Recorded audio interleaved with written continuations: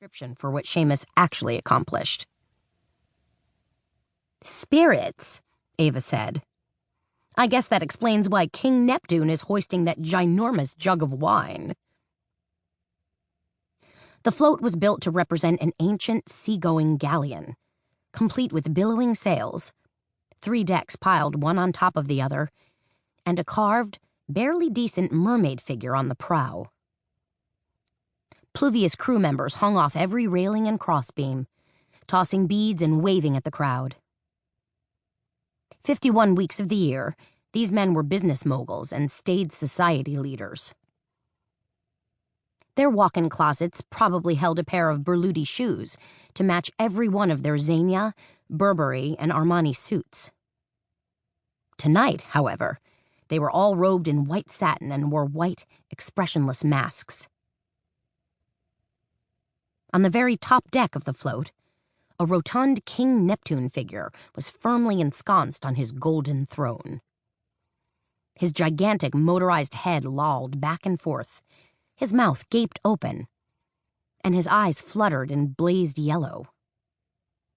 Every few seconds, a surge of golden glitter pumped out of his trident and shot high into the dark night sky. "What's old King Neptune made out of?" Ava asked Carmela. "You're the crafty one.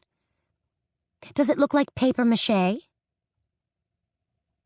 "I think Jekyll repurposed an old King Arthur figure from 3 years ago," Carmela said. "Reworked the face, added the trident, and draped that necklace of fish and shells around him." Jekyll Hardy was a well-known float builder and one of Carmela's dearest friends. "Whatever he did, it's impressive," Ava said as the float rolled over closer to them. "It even looks as if Neptune's tipping that big jug forward to offer us a nice splash of vino." She suddenly pinched Carmela's arm. "Wait, is something wrong? It almost looks like the jug and the float is tipping over." Carmela blinked as the enormous float shuddered and then slowly listed to one side. An obnoxious screeching sound, like steel wheels grinding against hot coals, rose up to pierce the air. Startled crew members grasped for handholds on their now unsteady perch as the float began to shimmy and shake even more. Did the float blow a tire? Or worse? Carmela decided it had to be worse, because the float was suddenly pogoing up and down, jouncing and bouncing its crew like mad. Then the entire float began to tremble from stem to stern, its tall mast and billowing sails shaking violently. "Dear Lord," Ava said, as people all around them began to cry out in alarm. A mounted police officer tried to make his way toward the malfunctioning float, his horse's hooves clattering harshly against pavement. But the horse, sensing imminent danger, snorted and reared up in protest, pawing wildly in the air.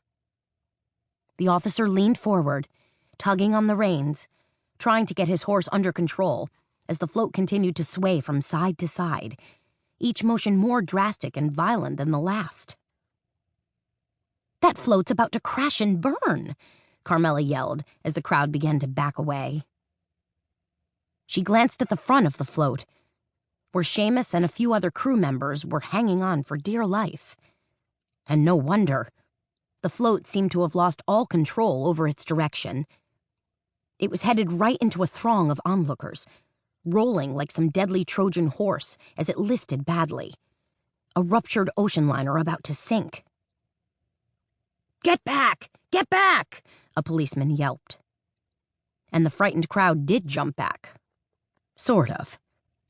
But not all the way, because watching the big float pitch and quake was strangely and dangerously hypnotic.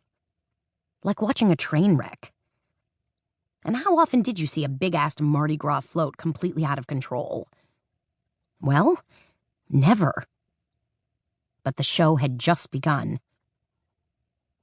Just as the prow of the Neptune float hit the curb and bounced hard, an ominous rumble sounded from deep within, as if some horrible monster was about to make an appearance. That thing's going to blow.